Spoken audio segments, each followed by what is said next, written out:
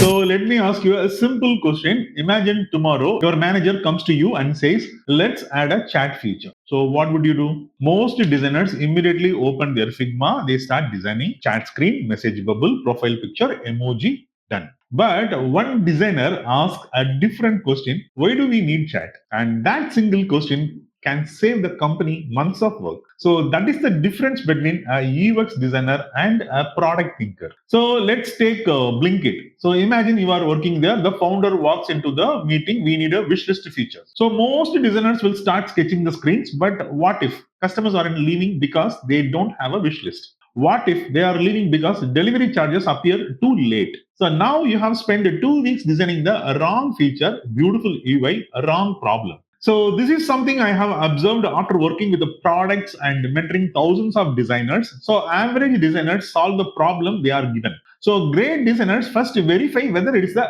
right problem. So that is the huge difference. So companies don't build the futures, companies solving the business problems. Many students think UX ends here. So research, wireframe, UI, prototype, testing. No, that is only part of the journey. A product thinker always asks, what business problem are we solving? Why now? So how will we measure the success? What happens if we don't build this? Should we build this at all? Notice something. So most of these questions don't require Figma, they require the thinking. See, recently I was speaking with a hiring manager. He told me something interesting. So I can teach someone a design system. I can teach someone a new AI tool, but I can't easily teach a product thinking. So that stayed with me because tools change every year, thinking doesn't. So I am going to explain this with one small real life example. So imagine a doctor, a patient walks in and says, my head hurts. Would a good doctor immediately perform the surgery? No. First they diagnose. Sometimes the headache